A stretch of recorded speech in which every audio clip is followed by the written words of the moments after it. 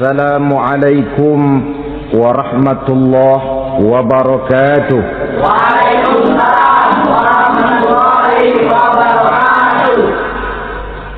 Alhamdulillah wassalatu wassalamu ala sayyidina Rasulillah sayyidina wa maulana Muhammad ibn Abdullah wa ala alihi wa sahbihi wa mawala. La haula wa la quwwata illa billah, amma ba'du. Bapak-bapak, ibu-ibu, saudara-saudara kaum muslimin rahimakumullah. Di dalam kehidupan kita sebagai seorang muslim, minimal 5 kali dalam sehari semalam kita mendengar seruan untuk mendirikan solat yang disebut azan. Ada kalimat menarik di dalam kalimat azan itu, yakni seruan hayya 'alal falah, marilah menuju kepada keberuntungan, marilah meraih kemenangan. Seruan ini adalah kecenderungan dari setiap manusia, apapun warna kulitnya. Artinya, setiap orang dalam hidup selalu ingin meraih dan mencari kemenangan. Kemenangan akan melahirkan kepuasan batin, dan kepuasan batin memberikan kebahagiaan. Sedangkan kekalahan melahirkan penderitaan batin, dan penderitaan batin menjerumuskan seseorang di dalam berbagai bentuk kerugian. Jikalau inilah seruan azan, maka masalahnya ialah apa yang menyebabkan kita meraih kemenangan. Al-Quranul Karim memberikan tuntunan dan ajaran kepada kita bahwa orang-orang yang memperoleh kemenangan itu tidak lain adalah orang-orang yang bertakwa. Hanyalah mereka yang bertakwa kepada Allah Subhanahu wa ta'ala pada akhirnya akan tampil sebagai pemenang. Lalu siapa orang yang bertakwa itu? Dijelaskan dalam awal-awal Al-Baqarah, orang yang bertakwa yang akan meraih kemenangan. Pertama, allazina yu'minuna bil ghaib, yaitu orang-orang yang beriman kepada yang gaib, percaya bahwa ada alam yang gaib, alam yang abstrak, alam yang tidak bisa dijangkau oleh salah satu daripada panca indera kita. Mereka percaya dan beriman kepada adanya malaikat, beriman kepada adanya iblis dan jin, beriman kepada adanya alam kubur, beriman kepada adanya alam mahsyar, beriman kepada adanya alam akhirat, beriman kepada adanya surga dan neraka. Beriman bukan cuma sekedar beriman dalam ucapan bibir saja, tetapi beriman yang nilai iman itu mampu mewarnai gerak dan gaya hidupnya. Iman yang meresap sampai ke tulang sumsum, kemudian memberikan dampak positif di dalam kehidupan manusia. Alam, kita tahu, adalah sesuatu yang selain Allah, dan Allah bukanlah alam. Apapun namanya selain daripada Allah, itu adalah alam. Alam pada hakikatnya terbagi menjadi 2. Ada alam syahadah, alam nyata, alam konkret, alam yang bisa dijangkau oleh salah satu indera kita. Kemudian ada alam ghaib, alam yang tidak bisa dijangkau oleh panca indera kita, alam metafisika, alam abstrak, alam yang wajib kita imani keberadaannya. Kita percaya bahwa malaikat itu ada, kita percaya kepada jin, bahwa jin itu ada, kita percaya kepada adanya iblis dan setan. Bukan percaya kepada iblis dan setannya, percaya bahwa iblis dan setan itu ada. Itu termasuk salah satu daripada sifat orang yang bertakwa kepada Allah. Saudara-saudara kaum muslimin rahimakumullah, kecenderungan pembangunan yang lebih bersifat materialistis biasanya menggeser aspek kehidupan rohani. orang berpikir empiri, dan dalam pola pikir yang demikian, maka alam gaib tidak lagi mendapat perhatian. Aspek kehidupan yang bersifat rohaniah malah mulai ditinggalkan. Akibatnya terjadilah kepincangan di dalam kehidupan kita. Pernah ada satu pengalaman pribadi dalam perjalanan kembali ke tanah air. Dalam pesawat di sebelah kanan saya duduklah seorang Jerman namanya Heiner Simonsen. Iseng saya ajak kenalan, saya ajak ngobrol, saya tanya dia. Saya bilang, Mas Heiner ini, kalau pesawat yang kita tumpangi ini jatuh ke bawah, kira-kira apa yang bakal terjadi, Mas? Dia bilang, kita semua akan mati. Begitu? Iya. Oke. Apa itu mati? Tanya saya. Dia bilang, untuk tahu apa itu mati, kita harus tahu lebih dahulu apa itu hidup. Saya pikir nih bule bisa ngomong juga. Baiklah kata saya. Apa hidup menurut Anda itu? Oh, hidup itu dia bilang, kalau seluruh anggota badan kita bekerja secara normal, paru-paru memompa darah secara normal, jantung berdetak secara normal, sel-sel tubuh bekerja secara fit, dan organisme tubuh hanya mau bekerja secara normal, dia bilang, kalau kita memberi makan yang cukup, menu yang teratur, dan gizi yang lengkap. Saya bilang, kesimpulannya apa, Ner? Dia jawab, hidup adalah dari tangan ke mulut. Life is from the hand to the mouth, kata dia. Hidup adalah dari tangan ke mulut. Jadi masalah hidup tidak lebih daripada masalah isi perut. Orang pergi pagi, pulang sore, peras keringat, banting tulang, perut yang dibelain. Saya bilang, you are wrong. Sampean salah, Ner. Kamu orang Islam bukan? Bukan. Pantas. Kenapa saya salah? Dia bilang, ya jelas salah. Salahnya di mana? Kamu ini manusia. Kalau hidup cuma dari tangan ke mulut, saya bilang, kambing di kampung saya juga begitu pikirannya, Ner. Itu kambing di kampung saya, asal perutnya kenyang, sudah hidup dia. Perkara besok bagaimana, lusa prospeknya macam mana, bulan depan ada apa, kambing nggak pernah mikir. Di kampung saya kambing juga pikirannya begitu. Kamu Kristen ya? Tadinya. Loh kok tadinya, lalu apa sekarang kamu ini? Dia bilang, sekarang saya netral. Saya tidak beragama, tapi saya percaya kepada Tuhan sebagai pencipta alam. Saya ingat benar dia bilang, I haven't any religious, but I believe to God as the creator of the world. Kenapa bisa netral begitu, Ner? Habis saya bingung katanya. Islam bilang Islam baik, Kristen bilang Kristen baik, Hindu Buddha bilang Hindu Buddha baik, semua agama baik. Saya netral sekalian, nggak beragama. Yang penting saya percaya kepada Tuhan. Saya bilang, Ner, kamu ini kayak orang mau beli celana, lalu bingung.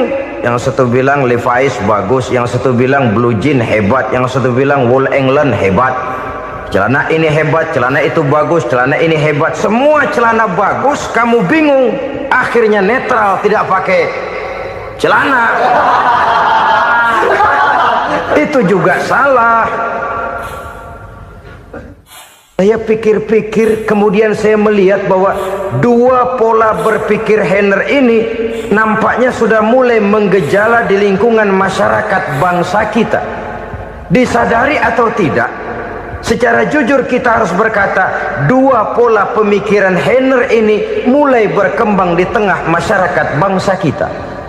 Pertama, pola pikir materialisme. Hidup adalah dari tangan ke mulut. Masalah hidup tidak lebih masalah isi perut. Itu yang perlu dibela, dan disitulah arti kehidupan. Pergi pagi, pulang sore, peras keringat, banting tulang untuk mempertahankan perut. Kalau sudah kemari cara orang berpikir, maka buat apa percaya kepada yang gaib? Untuk apa sholat, untuk apa puasa, untuk apa zakat, untuk apa menghadiri majelis taklim?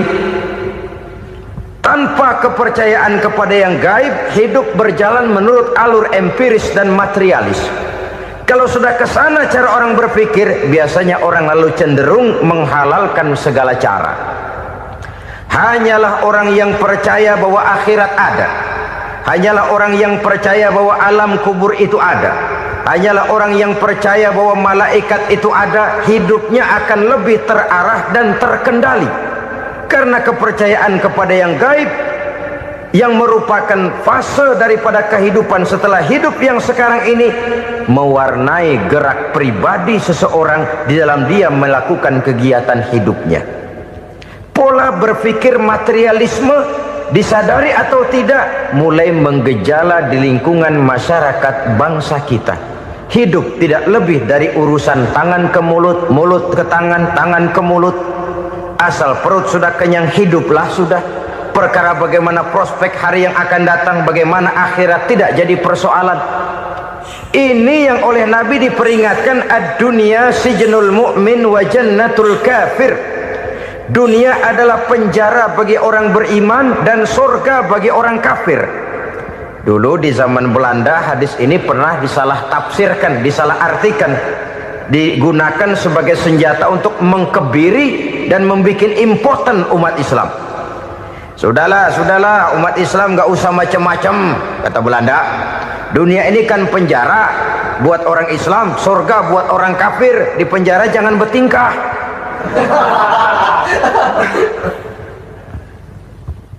Pengertiannya tidak begitu. Dunia adalah penjara bagi orang mukmin. Artinya dalam kehidupan dunia seorang mukmin tidak bebas memperturutkan hawa nafsunya. Dipenjara hawa nafsunya. Sebaliknya surga bagi orang-orang kafir. Buat orang kafir surgalah dunia ini. Mereka bebas memperturutkan hawa nafsunya. Dilarang tidak terlarang, dicegah pun tidak tercegah. Mereka hidup menurut alur bisikan nafsu mereka sendiri. Kemudian bila ajal datang, maut merenggut nyawa, selesailah surganya sampai di situ. Maka bagi orang-orang yang tidak percaya kepada adanya akhirat, kepada adanya alam gaib, surganya sebatas umurnya. Sekali lagi, surganya sebatas umurnya. Bila umur selesai, ajal pun datang merenggut nyawa, selesailah sudah surganya sampai di situ. Alangkah pendeknya perjalanan orang-orang yang tidak percaya kepada alam gaib ini. Bagi kita mukmin, jikalau kita mampu memenjarakan hawa nafsu, kita bisa bahagia di dunia ini. Dan Islam memang tidak menyuruh kita sengsara di dunia. Raih dunia, kejar dunia, gapai dunia sebagai alat untuk mencapai kebahagiaan di akhirat nanti. Hidup adalah satu perjalanan panjang yang terbentang sejak kita terlahir dari alam rahim sampai kepada alam akhirat nanti. Andai kata kita gagal meraih kebahagiaan di dunia, toh kita masih punya akhirat. Tapi jangan jadi dalil yang melemahkan semangat. Biarin dah kita di dunia kebelangsak, yang penting akhirat. Akhirnya dunia benar-benar kebelangsak. Bagaimana dunia ini bisa kita raih, dan bagaimana meraih dunia untuk menunjang kepentingan akhirat nanti. Yang kedua, dari pikiran Heiner yang saya lihat menggejala di lingkungan masyarakat bangsa kita, timbulnya manusia-manusia netral. Seolah-olah Tuhan yes, agama no. Sama Tuhan percaya, agama ogah. Tuhan ngangguk, giliran agama godeng. Padahal hampir dalam setiap ayat dalam Quran, kata-kata amanu biasanya bergandeng dengan wa amilus sholihat. Iman dan amal soleh. Ini sebagai isyarat Tuhan dan agama jangan pernah dipisah-pisah. Apabila kita bertuhan, maka kita harus beragama. Apabila kita beragama, maka agama itu harus bersumberkan dari Tuhan yang kita imani itu. Tidak mungkin kita pisah, Tuhan yes, agama no. Sama Tuhan percaya tapi agama bikin sendiri. Sembayangnya cukup bengong 2 jam madep ngulon.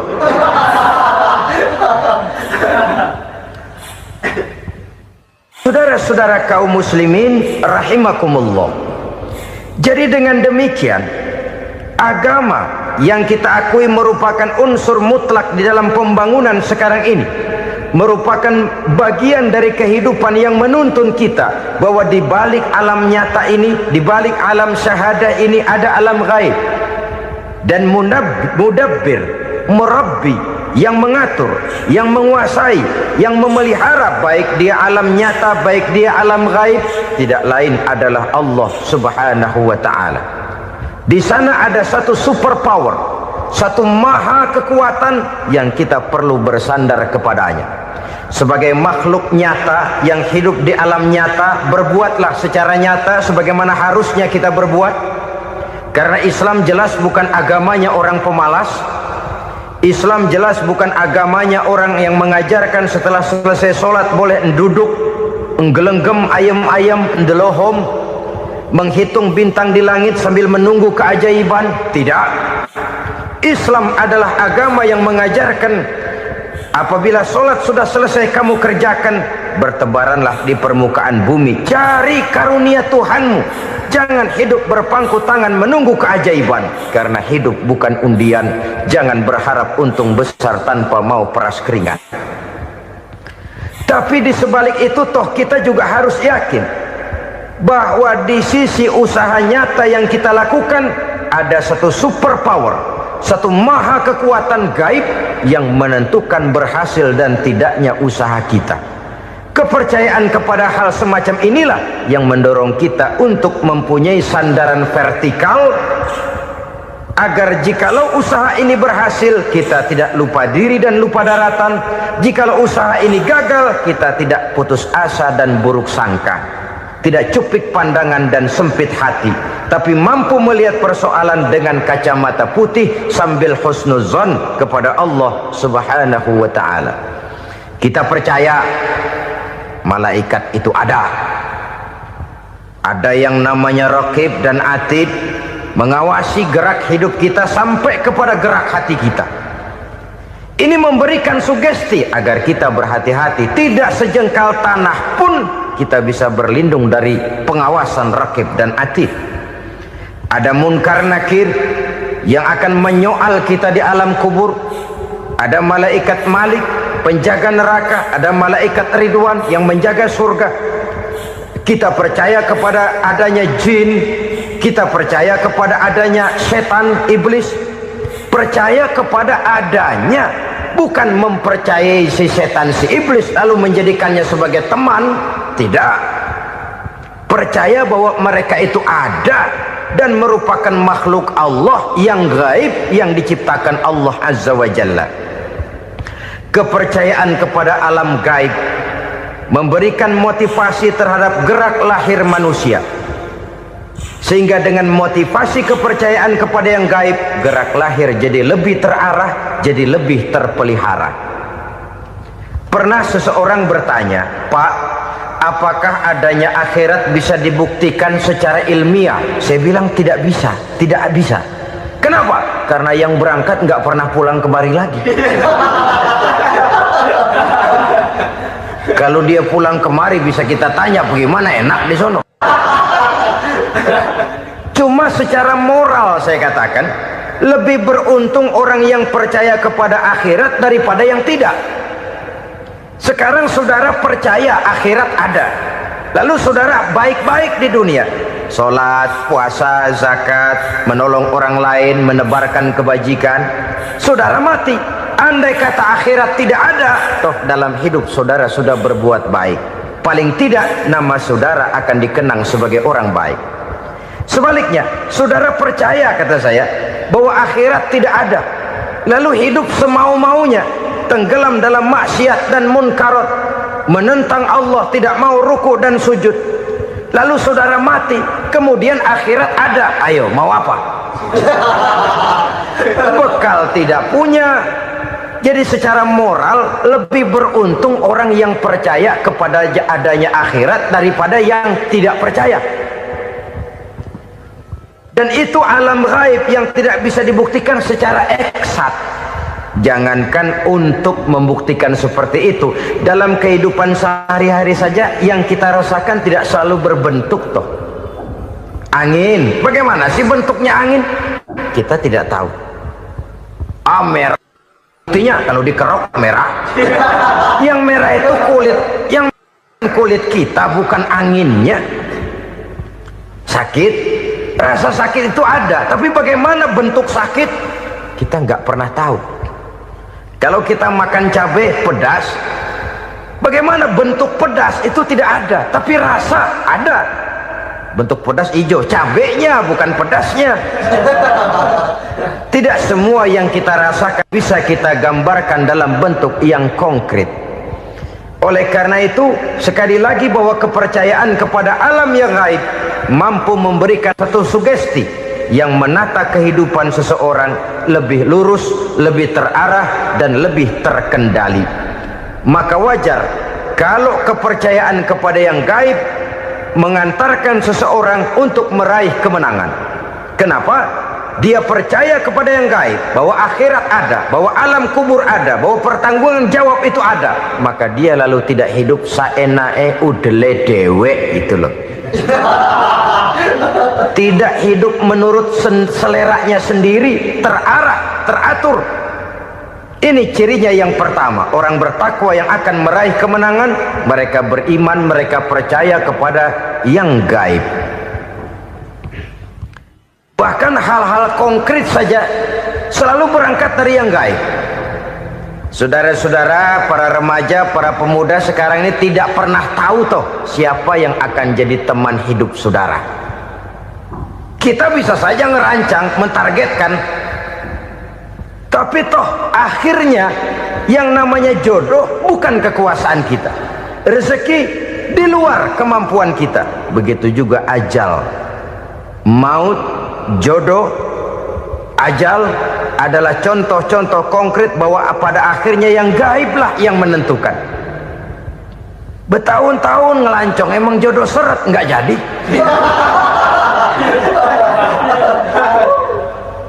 Begitu kenal baru setengah malam nginep ditangkap hansip kan. Hal-hal semacam itu kadang-kadang kita berpikir suuzon, gile, perempuannya cakep banget, lakinya rebek amat. Memang begitulah jodohnya. Memang begitulah jodohnya. Saudara hadirin ma'asyiral muslimin yang saya hormati, jadi hal-hal yang konkret saja kita yakini sepenuhnya ditentukan oleh satu superpower yang gaib itu tadi. Dari sanalah segala ketentuan itu berangkat dan kesanalah segalanya akan kembali. Maka kepercayaan kepada yang gaib meluruskan gerak hidup seseorang dan itu akan mengantarkan dia kepada meraih kemenangan. Satu. Yang kedua, wa yuqimuna shalah. Orang bertakwa yang akan meraih kemenangan itu adalah orang-orang yang mendirikan sholat. Kenapa sholat mengantarkan orang untuk meraih kemenangan? Yang jelas, inna sholata tanha anil fahsya'i wal munkar. Sholat mampu mencegah manusia dari perbuatan keji dan munkar. Banyak filsafat hidup yang terkandung di dalam sholat ini.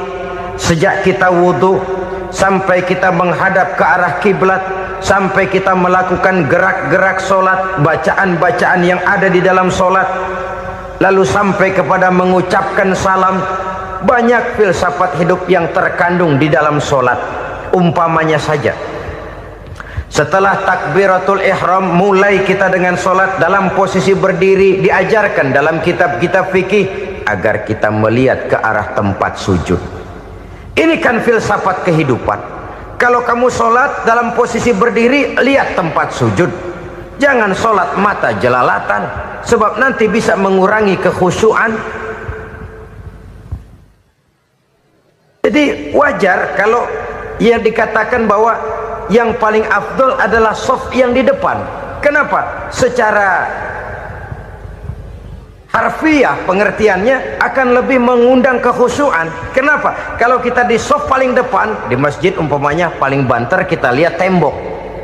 Tapi kalau kita soft di tengah atau di belakang, orang-orang di depan kita pun akan kelihatan. Yang bajunya loreng, yang bajunya genggang, yang bajunya macam-macam. Kita lihat, kadang-kadang kita pikirin, ada yang bajunya bolong. Kita sholat tapi dalam hati, nih orang bajunya robek, yang nggak tahu apa. Ada saja hal-hal yang mengusik kekhusyuan kita. Oleh sebab itu diajarkan dalam posisi berdiri, lihat, arahkan pandangan matamu kepada tempat sujud. Ini kan filsafat kehidupan. Maksudnya apa? Kalau lagi diri, lihat dong tempat sujud. Kalau udah di atas, ingat dong sama yang bawah. Kalau sudah tinggi, ingat dong dari mana kamu berangkat. Kalau sudah berkuasa, bantu dong yang lemah. Kalau sudah kaya, santuni dong yang miskin. Kalau sudah alim, bimbing dong yang awam. Ini filsafat kehidupan. Dalam posisi berdiri, kau lihat tempat sujud. Ini akan melahirkan kepekaan sosial, di mana seseorang mau tahu kepada orang lainnya. Bagaimanapun kaya kita, tinggi pangkat dan jabatan kita, jikalau hidup hanya untuk kepentingan perut sendiri saja, rasanya belum membawa manfaat di dalam kehidupan kita. Tapi efek yang tertinggi sesungguhnya, solat mencegah manusia dari perbuatan keji dan munkar. Perbuatan keji dan munkar, walaupun kelihatannya mendatangkan uang, membawa keuntungan, tapi itu keuntungan semu, keuntungan sementara. Dengan menipu orang lain kita bisa dapat untung, tapi tidak membawa berkah. Dan itu adalah kerugian besar dalam kehidupan kita. Maka untuk meraih kemenangan, harus dimulai dengan membentuk kepribadian yang tegar, memiliki sandaran vertikal yang langsung kepada Allah Subhanahu wa ta'ala. Dan itu hanya bisa kita tempuh melalui jalur ibadah formal yang sudah ditentukan Allah, yakni solat yang 5 waktu. Untuk memperkuat itu, ada solat-solat sunnah, rawatib, nawafil, sebagai terminal-terminal kontrol cadangan untuk memelihara stabilitas temperatur batin di dalam kita berhubungan dengan zat yang maha gaib, yaitu Allah Subhanahu wa ta'ala. Orang sering bertanya, Pak, itu tetangga saya nggak sholat, duitnya nggak habis-habis, Pak. Nggak sholat tapi mobilnya tambah terus, nggak sholat tapi usahanya makin maju. Tapi di sisi lain ada orang yang rajin sholat, rezekinya butak bener.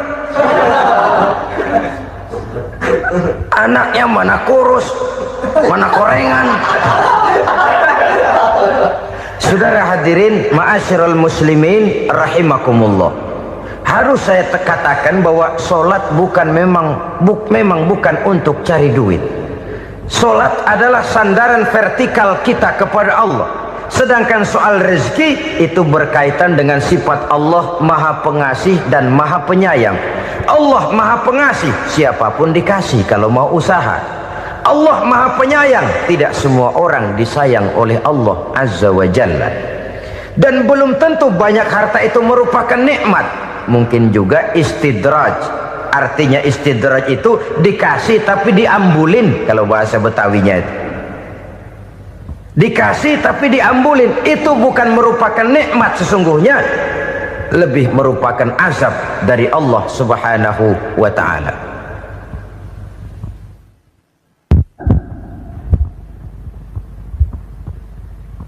Agama mempunyai sistem solat, dan kita umat Islam telah dituntun oleh Allah Subhanahu wa ta'ala yang wajibnya 5 kali dalam sehari semalam mendirikan solat. Dan itu tentu berada dalam jangkauan kemampuan manusia. Pada awalnya barangkali kita memang merasa solat itu satu kewajiban, tapi semakin kita hayati makna, manfaat dan filsafat yang terkandung di dalam ajaran solat, semakin sampai kita kepada keyakinan bahwa solat adalah keperluan kita. Sehingga pada waktu tertentu dinilai puncaknya, kita tidak lagi akan berkata saya wajib sholat, tapi kita akan berkata saya perlu sholat. Kalau kita sudah merasakan itu adalah keperluan kita, nah di sanalah kita baru akan merasakan ruginya kalau hal itu tidak kita laksanakan. Sepanjang kita masih berkata saya wajib sholat, kita akan lebih merasakan dia sebagai beban ketimbang sebagai keperluan. Yang jelas Allah tidak memerlukan ibadah yang kita laksanakan ini. Dengan kata lain, andai kata satu dunia penuh ini orang tidak ada yang sholat satu pun, Allah tidak akan turun dari jabatan Tuhan. Jangan lalu berpikir kalau kita ngambek se-RW kagak sembahyang Tuhan tekor kali ini ya. Tentu tidak. Itu perlunya kita, bukan perlunya Allah. Dan pada induknya kita akan berkata saya perlu agama. Kalau secara induk kita sudah memerlukan agama, maka konsep-konsep yang ada di dalam ajaran agama itu pun adalah juga merupakan keperluan kita. Baik dia bernama sholat, baik dia bernama puasa, baik dia bernama zakat, baik dia bernama haji, seluruhnya adalah keperluan kita. Dan sesuatu yang kita perlukan apabila tidak kita laksanakan akan melahirkan kerugian di dalam kehidupan. Jangan heran kalau kita membaca riwayat perjalanan hidup para salafus soleh, orang-orang soleh. Ada yang tahajud sampai 100 rakaat, ada yang sholat malam kakinya sampai bengkak. Kita sekalinya bengkak biri-biri. Ada yang sholat membaca surah dalam Al-Quran sampai khotam Quran. Kok mau? Mereka sudah merasakan itu keperluan. Itu saja soalnya. Satu saat pun jikalau kita merasa bahwa itu keperluan saya, kita pun akan melaksanakan seperti itu. Keperluan saya dalam kehidupan. Inilah yang kedua. Yang ketiga, orang bertakwa yang akan meraih kemenangan itu, wa mimma razaqnahum yunfikun. Mereka membelanjakan sebagian daripada rezeki yang diberikan Allah kepada mereka. Mereka infakkan di jalan Allah.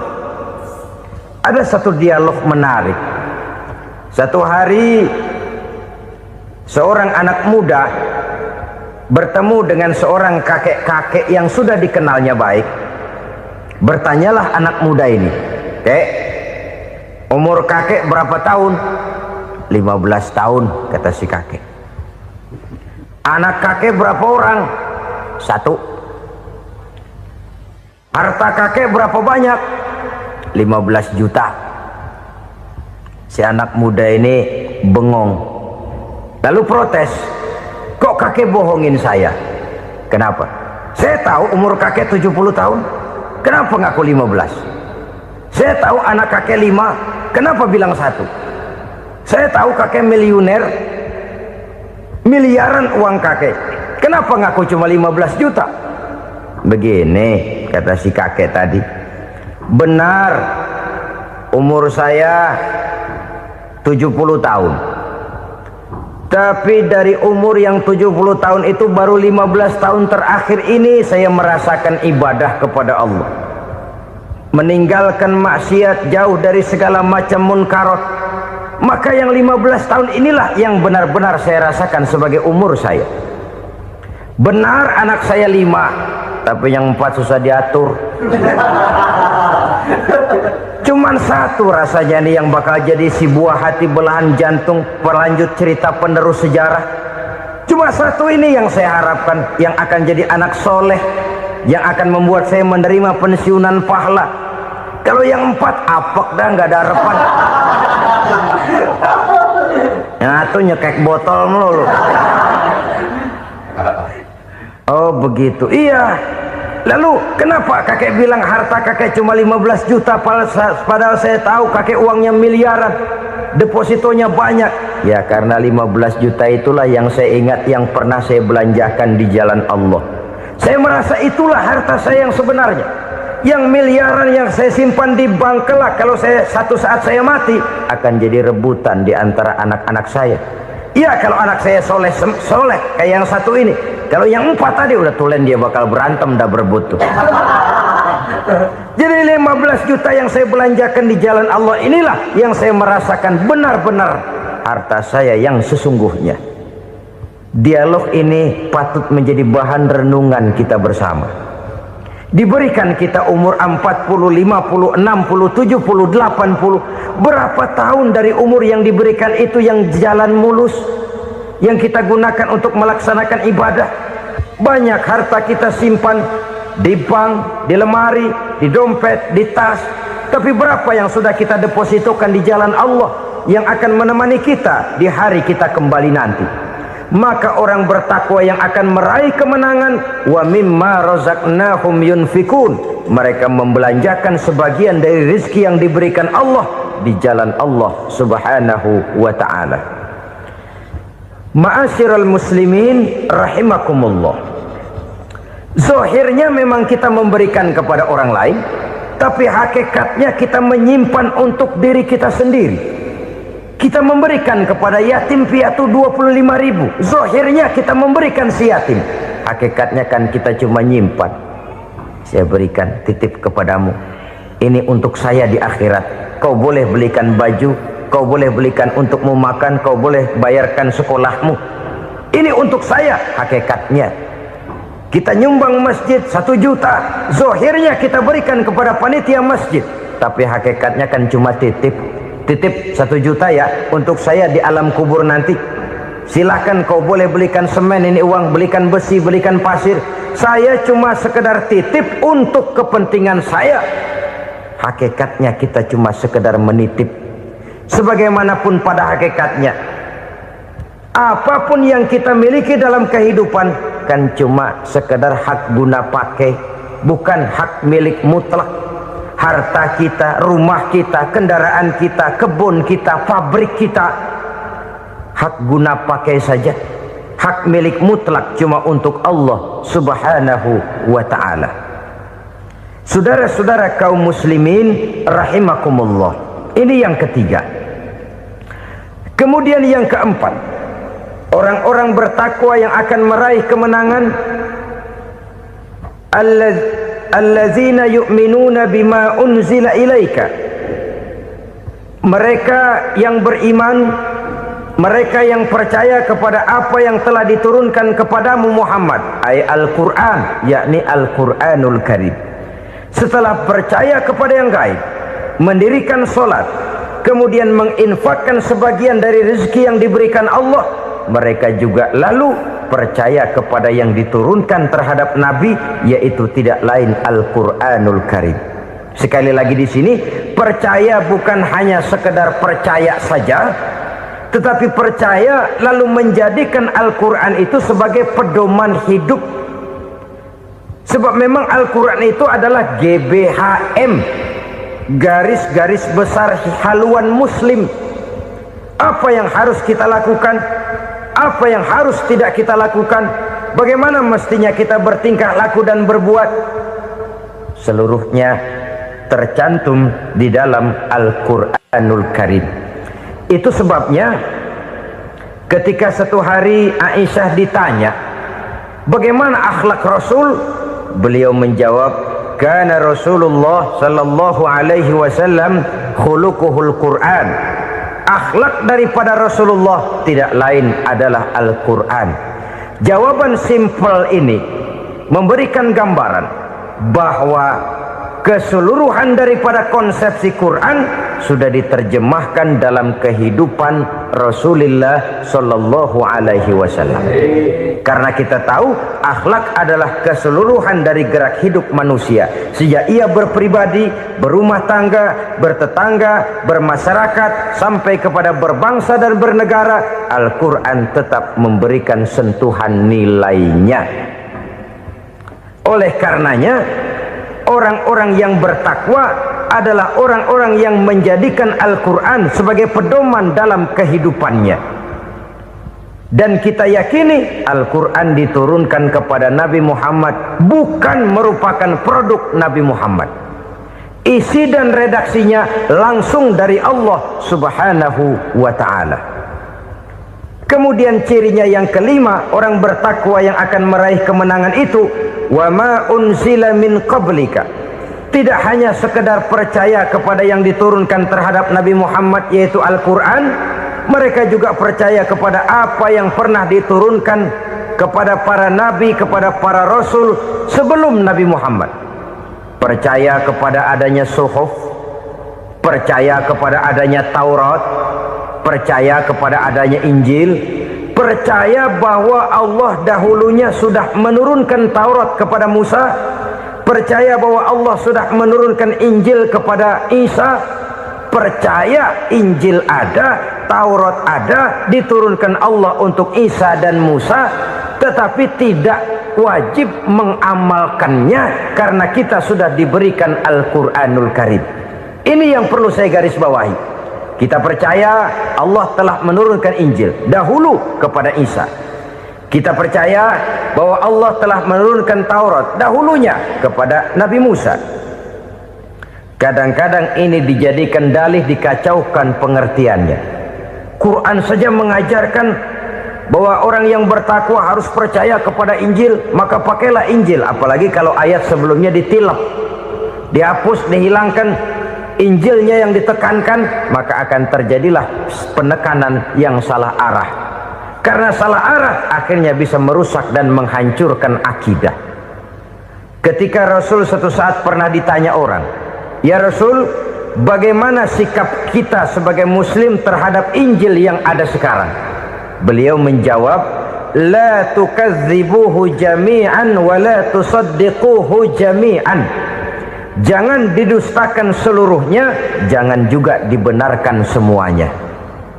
Artinya, ini sudah merupakan gambaran dari Rasul bahwa dalam Injil yang ada sekarang masih ada ajaran-ajaran tauhid yang dibawa oleh Nabi Isa dan diajarkan kepada umatnya.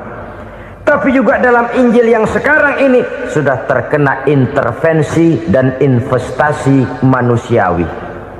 Karena itu Rasul menyimpulkan, la tukadzibuhu jami'an wa la tusaddiquhu jami'an. Jangan didustakan semua, jangan dibenarkan seluruhnya. Kita memang percaya Allah telah menurunkan Injil kepada Nabi Isa dulu, tapi kita tidak wajib mengamalkan Injil. Kita percaya Allah telah menurunkan Taurat kepada Nabi Musa, tapi kita tidak wajib mengamalkan kitab ajaran Taurat. Yang wajib kita percayai dan kita amalkan hanyalah Al-Quranul Karim.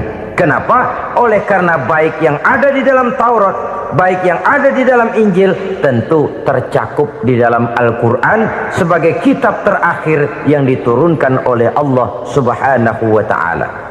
Dan itu wajar. Kalau seorang pejabat mau mengeluarkan satu keputusan baru, tentu dia harus meninjau keputusan-keputusan lama.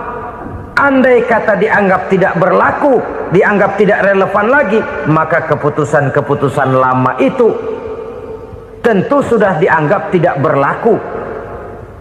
Sebagian daripada aturan-aturan dalam keputusan lama yang masih dianggap relevan tercantum dalam keputusan baru yang wajib diamalkan. Begitulah hubungannya antara Al-Quran, Taurat, Zabur, dan Injil. 4 kitab samawi yang diturunkan Allah masing-masing kepada Zabur untuk Nabi Daud, Taurat untuk Nabi Musa, dan Injil untuk Nabi Isa alaihi wassalatu wassalam. Ketiga-tiga kitab itu kita percayai adanya. Kita yakini Allah telah menurunkan Zabur, Taurat, dan Injil, tapi kita tidak wajib mengamalkannya. Yang wajib kita mengamalkannya sekarang ini tidak lain hanyalah Al-Quranul Karim saja, karena ia mencakup apa yang ada di dalam Zabur, apa yang ada di dalam Taurat, dan apa yang ada di dalam Injil. Keotentikannya bisa dipertanggungjawabkan. Ya, tapi kan Nabi Muhammad sudah mati 14 abad yang lalu, dan di zaman beliau Al-Quran kan belum dikodifikasikan, belum ditulis. Bagaimana keotentikannya bisa dipertanggungjawabkan? Mudah saja. Allah berjanji, "Inna nahnu nazzalna dzikra wa inna lahu lahafizun." Kami yang menurunkan Al-Quran dan kami yang akan menjaga dan memeliharanya. Allah turunkan Quran, Allah menjaganya. Bagaimana cara Allah menjaga Al-Quran itu? Banyaknya orang-orang yang hafaz Al-Quran. Hafaz Al-Quran 30 juz 114 surah, 6.666 ayat. Sehingga jangankan satu kata, jangankan satu ayat, satu kalimat saja berubah sudah akan timbul reaksi dan mudah dimengerti. Kenapa?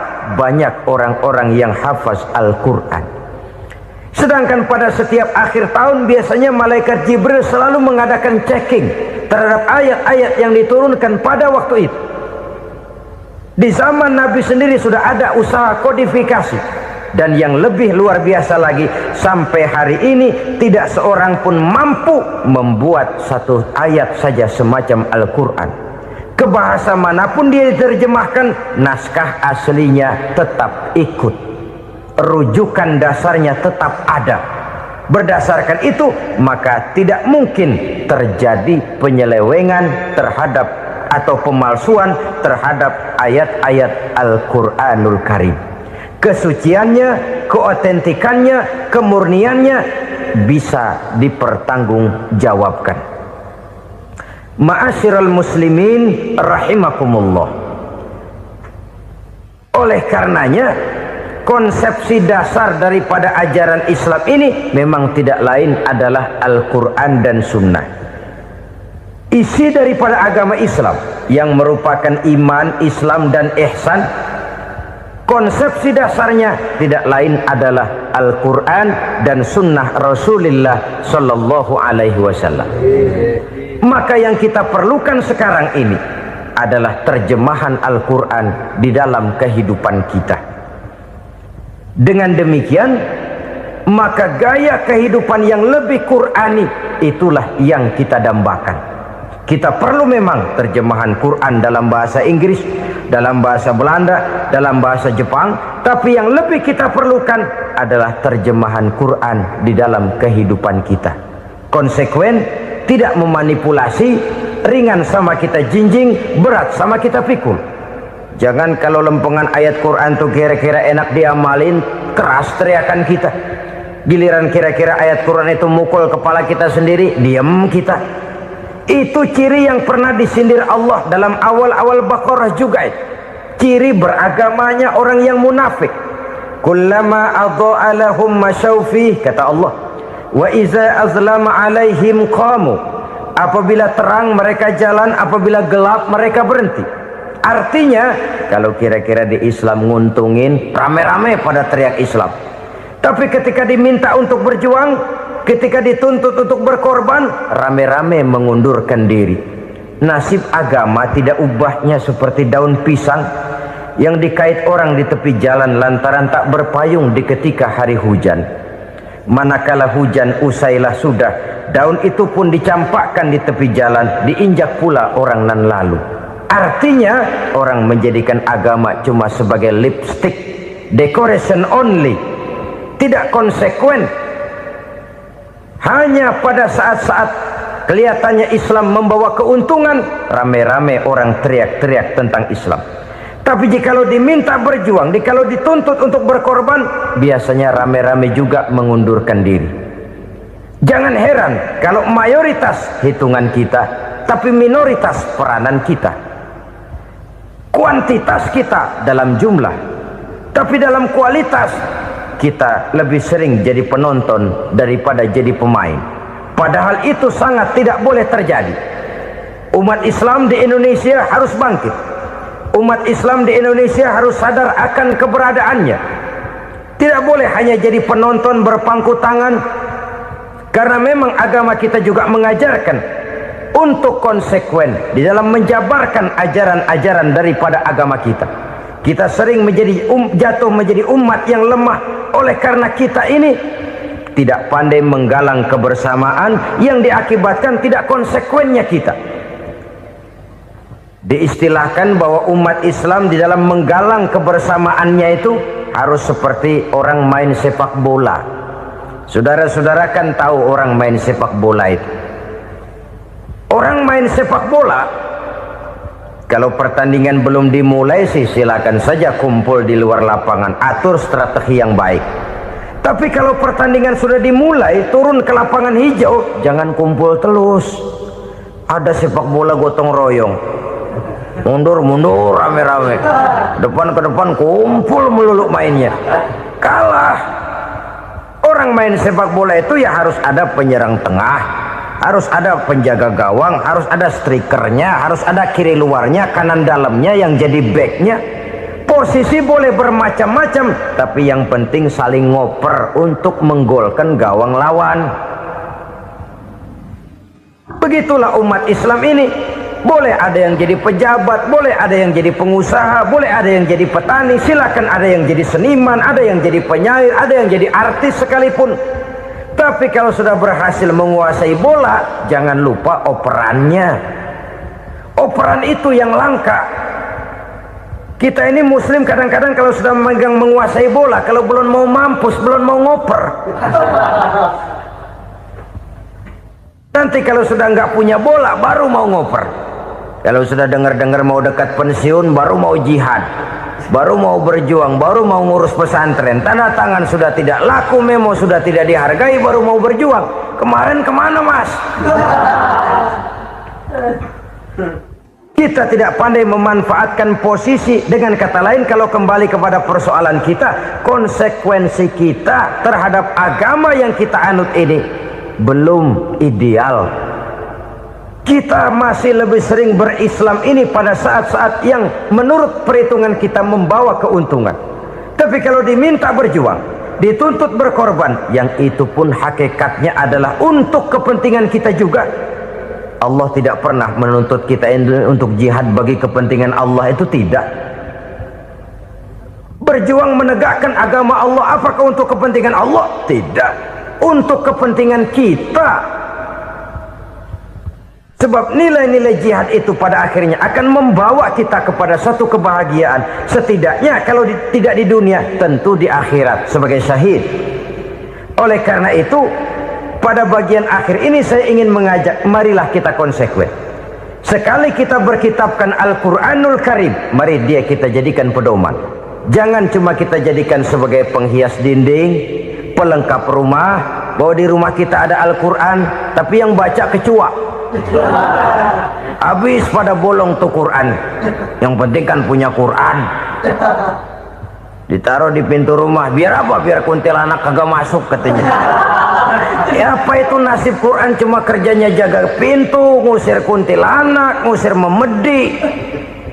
Bagaimana kita hidup menurut tuntunan Al-Quran? Kadang-kadang tidak pernah menjadi masalah bagi kita. Maka bagaimanakah Al-Quran akan mungkin membawa keberkahan dalam hidup kalau ajarannya kita injak-injak dalam keseharian kita? Mewujudkan gaya hidup yang lebih Qurani, itulah yang akan kita rintis di dalam kehidupan kita, bertahap, step by step, menurut kemampuan yang ada pada kita. Jika jalan ini tidak bisa kita selesaikan, percayalah akan ada generasi penerus yang akan melanjutkan usaha dan cita-cita mulia itu. Jadi percaya kepada Taurat, percaya kepada Injil, sekadar percaya Allah dahulunya sudah menurunkan itu, tapi kita tidak wajib mengamalkannya. Kenapa? Generasi Injil masa berlakunya sudah kedaluarsa. Taurat masa berlakunya sudah kedaluarsa. Injil pernah berlaku untuk orang Nasrani di zaman Nabi Isa. Taurat pernah berlaku untuk orang Yahudi di zaman Nabi Musa. Setelah generasinya berlalu, datang Rasul penutup yang membawa Al-Quranul Karim. Maka Al-Quran itulah yang berlaku menjadi pedoman sampai hari akhir nanti. Jangan jauh dari Al-Quran, karena apabila ini kita lakukan, maka kita akan kembali kepada satu gaya hidup yang jauh dari tuntunan agama, dan itu artinya kita akan semakin jauh untuk meraih kemenangan. Saudara-saudara kaum muslimin rahimakumullah, yang keenam, yang terakhir, orang-orang bertakwa yang akan meraih kemenangan itu wabil akhirati hum yuqinun. Mereka percaya, mereka yakin seyakin-yakinnya akan adanya hari akhir, di mana seseorang akan mempertanggungjawabkan seluruh perbuatannya di dalam hidup ini. Dan tidak ada satu perbuatan yang bagaimana kecilnya sekalipun yang tersembunyi dalam pandangan manusia yang tidak akan dibukakan persoalannya di mahkamah Qadi Rabbul Jalil di akhirat nanti. Itulah sebabnya maka percaya kepada akhirat disebut secara khusus. Padahal di awal tadi sudah dijelaskan yu'minuna bil ghaib, percaya kepada alam gaib, dan alam gaib ini termasuk akhirat. Kenapa pada bagian akhir disebut lagi akhirat? Karena ternyata bahwa kepercayaan kepada adanya akhirat merupakan induk dari kepercayaan terhadap adanya malaikat, setan, jin dan lain sebagainya, dan akan lebih memberikan sugesti dalam kehidupan manusia untuk meluruskan gerak hidupnya. Jikalau satu saat tergerak hati akan berbuat kejahatan, ingin mencuri, sadarlah, awas ada akhirat. Sebab kalau kita cuma teriak awas ada polisi, itu cuma tertunda sementara. Begitu polisi meleng, embat. Kalau kita ingin berbuat jahat cuma berteriak awas ada hansip, cuma sementara ketika hansip itu ada. Tapi kalau ceritanya awas ada akhirat, mau menyeleweng awas ada akhirat, mau berjudi awas ada akhirat, mau mencuri awas ada akhirat. Keyakinan yang akan meluruskan gerak hidup manusia sehingga gerak itu jadi lebih terarah dan terkontrol, tidak merugikan baik diri sendiri, lebih-lebih orang lain. Ternyata bahwa kepercayaan kepadanya adanya hari akhirat sanggup menjadi sumber daya kontrol dari kehidupan manusia sehingga ia tidak terjebak dalam perbuatan maksiat dan munkarat. Saudara-saudara kaum muslimin, inilah saja yang kita bicarakan pada pertemuan kali ini. Semoga Allah subhanahu wa ta'ala memberikan kekuatan zahir dan batin kepada kita untuk dapat meraih kemenangan dengan beriman kepada yang gaib, mendirikan solat, membelanjakan sebagian dari rezeki yang diberikan Allah, percaya kepada Al-Quran, beriman kepada kitab-kitab yang diturunkan sebelum Al-Quran, lalu meyakini adanya hari akhirat. Terima kasih.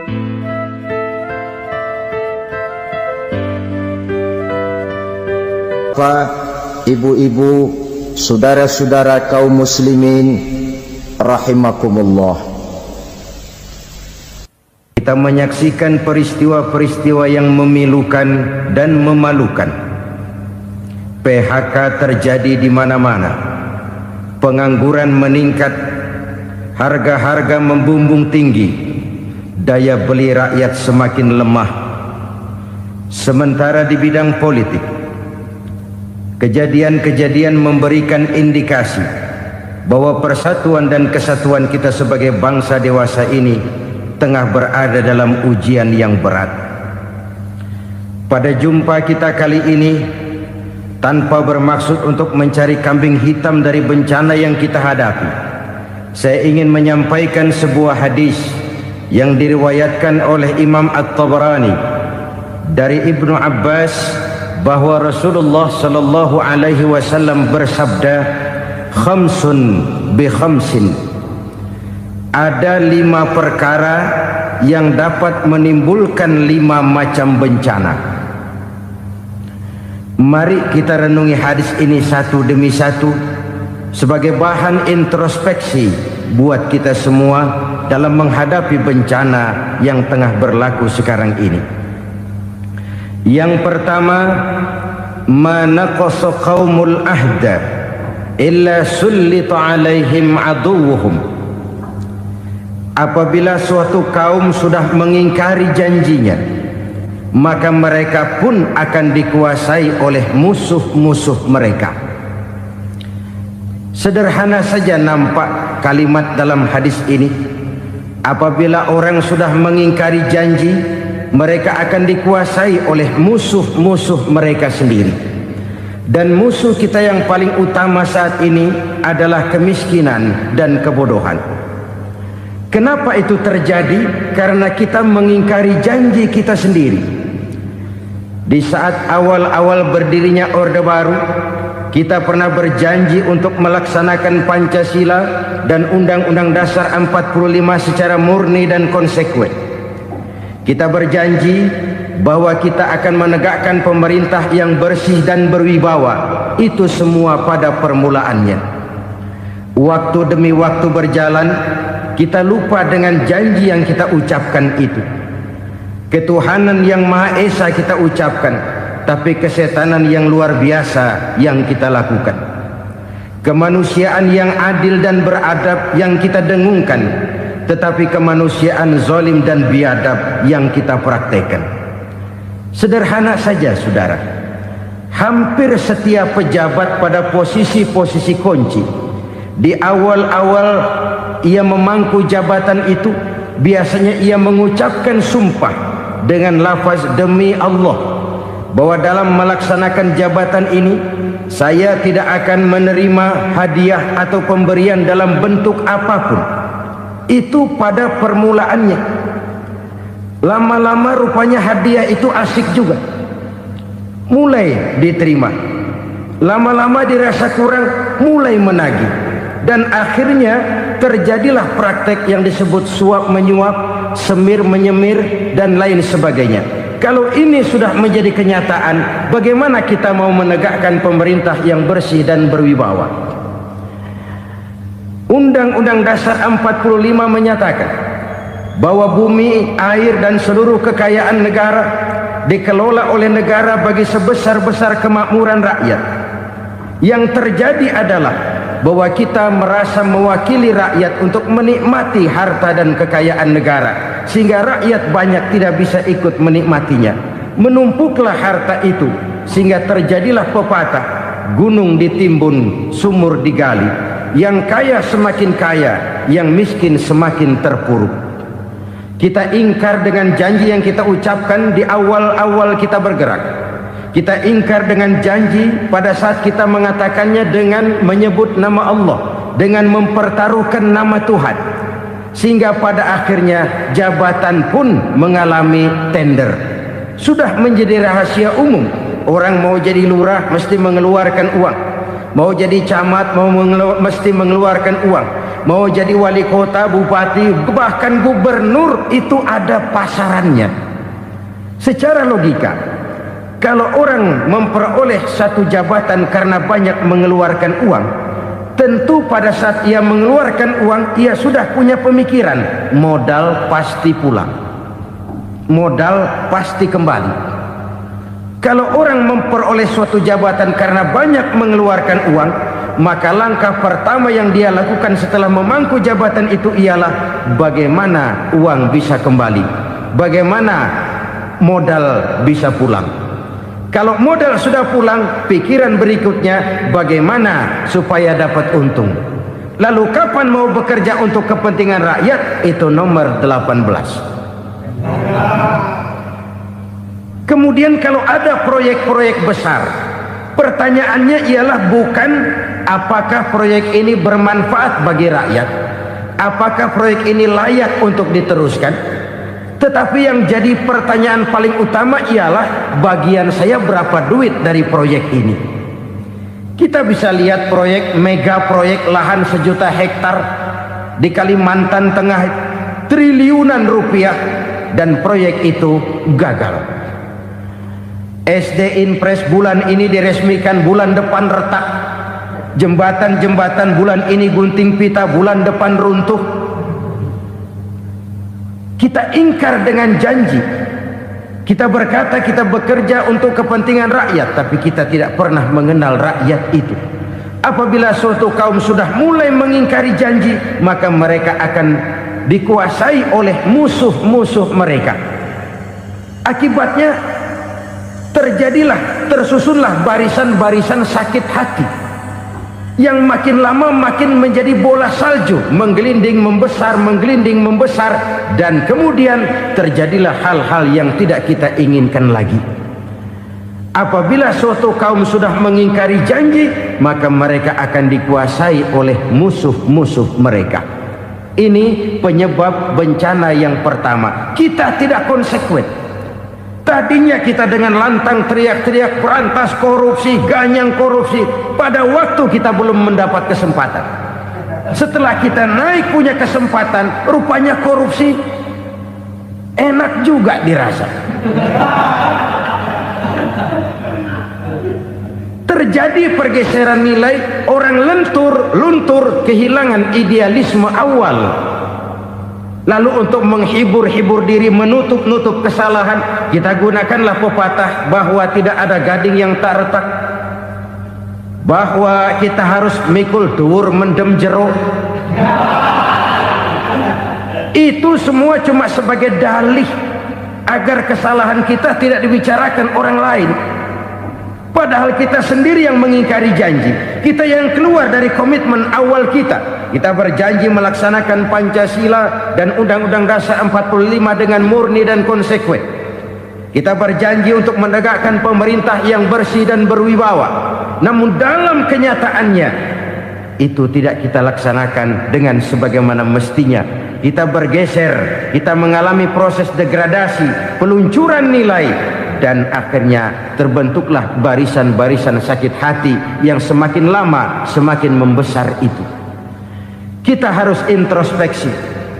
Memang kalau zaman sedang susah, biasanya kambing hitam laris, tukang kompor gentayangan.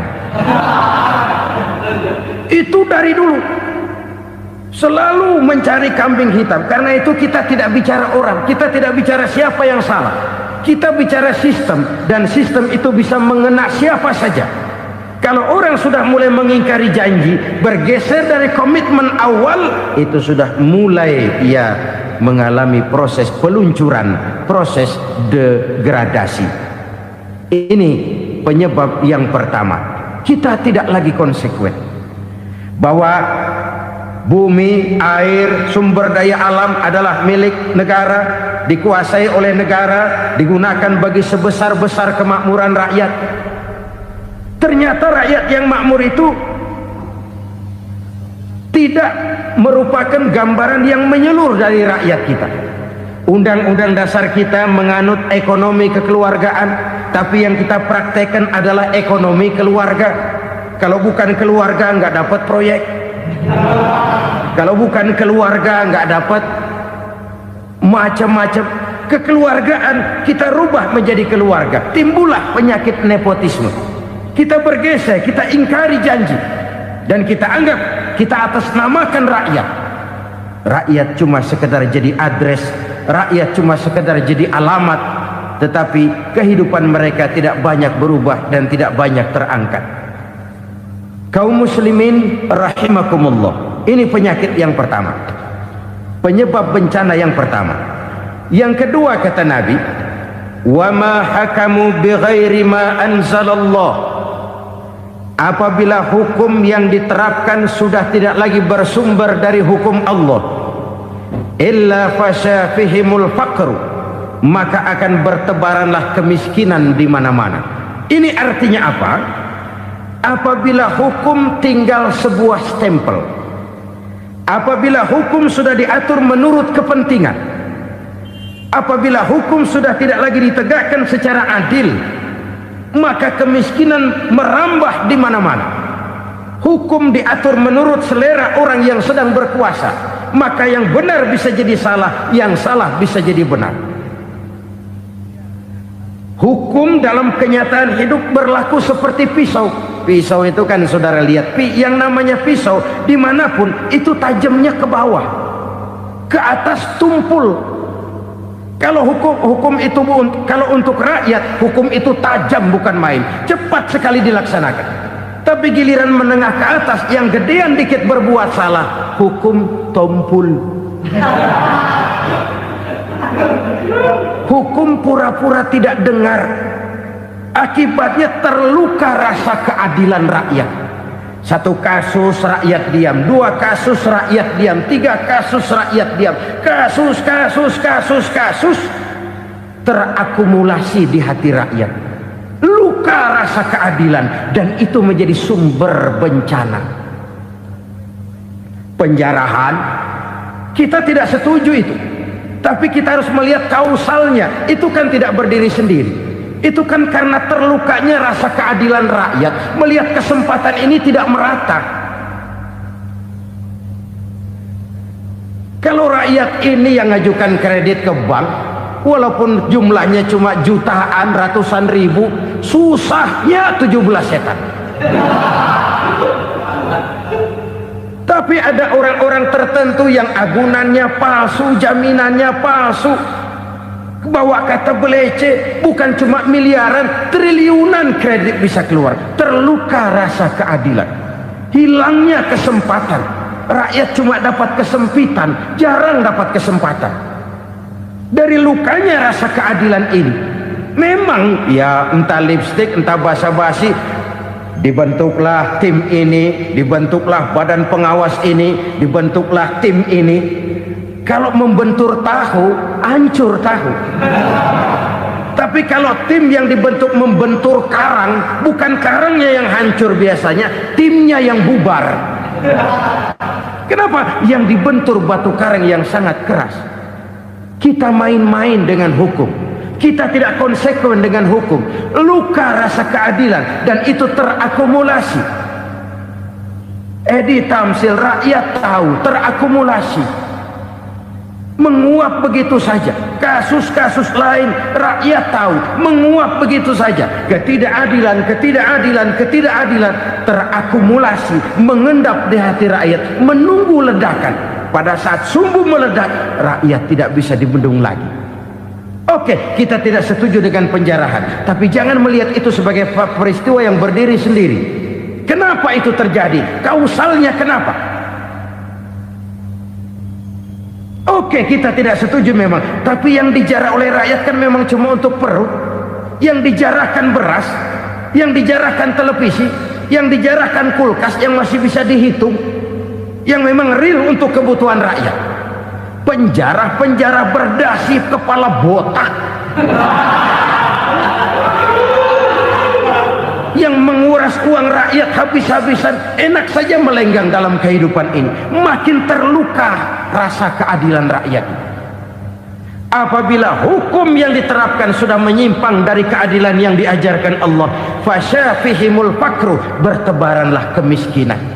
Aneh, memalukan, memilukan. Sebuah negara agraris yang katanya pulaunya hijau royo-royo, Gemari Palau Jenawi Toto Tentem Kertora Harjo, yang tahun 93 pernah mendapat penghargaan dari FAO, Badan Pangan Sedunia, sebagai negara yang berhasil dalam swasembada pangan. Sekarang ini kita terpaksa betul beli beras dari Vietnam, beli beras ke Kamboja, beli kedelai dari Kamboja. Kenapa? Lahan sawah kita habis ditanami pabrik. Teknologi kita, teknologi loncatan yang non-applied, tidak terpakai oleh kita. Lantas lahan yang tidak bisa kita tanami, kita paksakan lahan-lahan gambut menjadi tanah pertanian yang subur dengan biaya triliunan, dan kita gagal. Kita cari jarum dan kapak hilang. Kita mau jadi negara industri dengan loncatan teknologi yang maju, kita lupakan pola pijak kita sebagai negara agraris, dan akhirnya kita kecolongan. Lihatlah dewasa ini, rakyat kita antri sembako di mana-mana.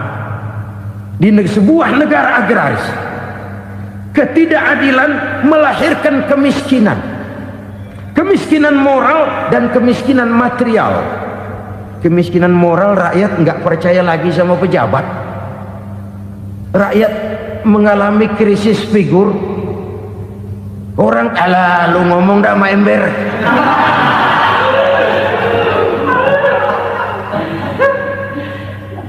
Penataran yang menghabiskan biaya miliaran itu melahirkan pejabat-pejabat korup.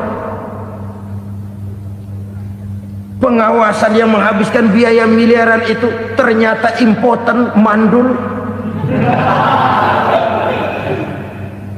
Kemiskinan moral.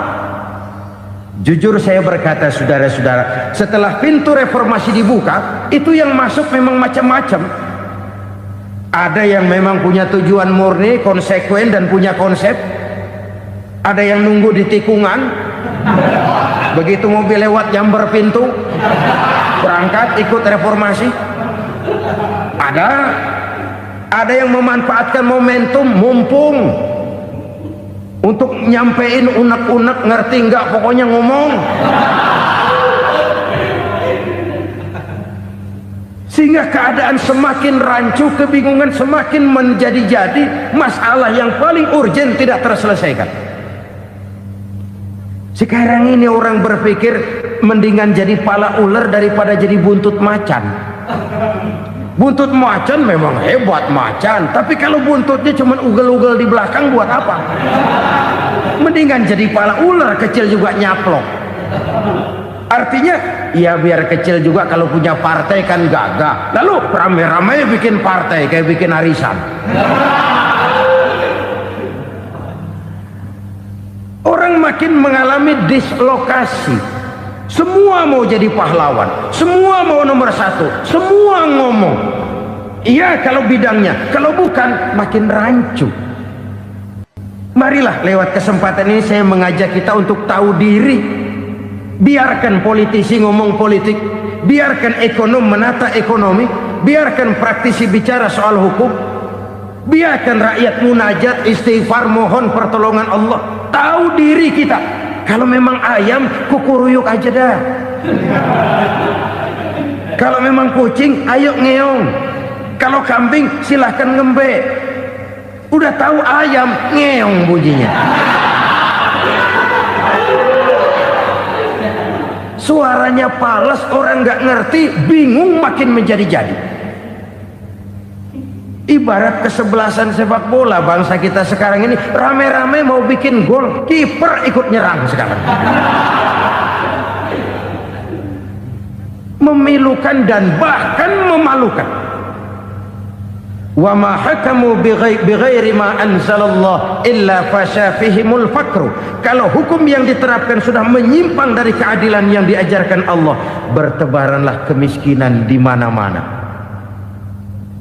Coba sekarang ini yang punya duit bingung, apalagi yang kagak punya duit. Yang pengusaha gede ngeluh, apalagi yang pengusaha pas-pasan.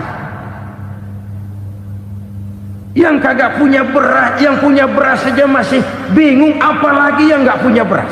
Ini sudah demikian merata. Dulu kita kagum mendengar konglomerat kelas buadah, kelas-kelas yang seakan-akan cuma ada dalam khayalan mereka, punya kekayaan miliaran dolar, triliunan. Sudahlah, seolah-olah nggak terjangkau sama kita. Weh, ternyata yang gede-gede itu juga gede utangnya. Dan rontok satu demi satu. Ternyata rakyat selama ini cuma dialamatkan, cuma dijadikan address. Rakyat yang tidak banyak ngerti persoalan ini harus menanggung hidup ini begini berat, harus menanggung beban hidup ini begini tinggi. Daya beli semakin lemah, semakin terpuruk dan terpuruk, sedang keadaan belum juga banyak berubah. Yang hutang sama luar negeri itu kan bukan rakyat kecil, Ciano. Yang banyak nyimpen dolar juga kan Ciano. Rakyat kecil bocah kampung mah jangankan nyimpen dolar, ngelihat juga tumben. Kemana kita mesti bercermin? Sekali lagi saya mengatakan maaf, kita tidak bermaksud mencari kambing hitam. Karena itu kita tidak bicara orang, kita bicara sistem, kita bicara keadaan. Beginilah yang dikatakan Nabi, penyebab timbulnya bencana, hukum yang ditegakkan tidak lagi berorientasi kepada keadilan, tapi berorientasi kepada kepentingan. Akhirnya bentuk hukum seperti pisau, tajam ke bawah, tumpul ke atas. Hukum cuma buat rakyat kecil, tetapi kelompok menengah ke atas kadang-kadang kebal dari perlakuan hukum. Maka bertebaranlah kemiskinan. Iya, kemiskinan moral berupa lukanya rasa keadilan. Kalau rasa keadilan terluka, orang kan nunggu kesempatan, saudara. Iya, dia nggak bisa ngomong, iya dia nggak sanggup action, iya dia nggak bisa tunjuk rasa, tapi hatinya kan kapan ada kesempatan, kapan ada waktu, tunggu. hatinya mesti begitu. Sehingga begitu ada kesempatan, terjadilah hal-hal yang tidak terhindarkan. Dan itu ekses, bukan reformasi. Jangan seperti sebuah dialog saya dengan seorang abang beca. Saya bertanya, bang, ya, abang tahu nggak reformasi? Tahu. Ustadz, apa? Pembakaran. Terus penjarahan, lalu perkosaan. Itu reformasi. Itu yang saya lihat. Nah, itu yang dia lihat. Saya tentu tidak menyalahkan abang beca kita, karena memang itu yang dia lihat dan sejauh itu wawasannya. Tapi ini indikasi bahwa banyak rakyat kita yang belum bisa menggunakan kebebasan secara bertanggung jawab. Padahal kebebasan tanpa tanggung jawab tirani. Sebuah contoh gampang-gampangan. Saya beli radio, saya setel di kamar saya, lalu saya bilang, ini radio gue. Yang beli gue, pakai duit gue setel di kamar gue, sekeras-kerasnya, gak ada urusan sama orang lain. Itu kata saya. Tetapi tetangga saya sebelah rumah kan boleh juga ngomong begitu. Kata tetangga saya, ini mata gue, yang ngantuk gue tidur di kamar gue. Kenapa suara radio lu nyampe kemari? Artinya apa ini? Kebebasan saya nyetel radio dibatasi oleh kebebasan tetangga saya yang mau tidur. Tidak ada kebebasan mutlak. Kebebasan mutlak tanpa tanggung jawab kembali akan melahirkan tirani, kembali akan melahirkan pemaksaan kehendak. Dan itu lagi-lagi bukan demokrasi. Saudara-saudara kaum muslimin rahimakumullah. Ini penyakit yang kedua, lukanya rasa keadilan, terutama di kalangan rakyat kecil. Itu mengendap menjadi akumulasi dan menunggu giliran kapan bisa dimuntahkan. Dengan kata lain, rakyat itu udah banyak banget makan yang perutnya jadi enak, nyelam. Kapan nunggu muntahnya? Udah begini banyak akumulasi yang mereka pendam di perut ini, sehingga ketika terjadi kesempatan itu sudah tidak terkendalikan lagi. Kita out of control. Saya tidak mentolerir sikap-sikap kekerasan. Bahkan saya lebih cenderung bahwa kalau di rumah kita banyak tikusnya saja racuni, jangan rumah dibakar. Bahwa ada korupsi, iya. Ada kolusi, memang. Ada nepotisme, tentu. Tetapi tikusnya saja racuni. Jangan rumah dibakar. Masa mau ngusir tikus bakar rumah? Tikusnya lari, tikusnya selamat, rumahnya ewes-ewes.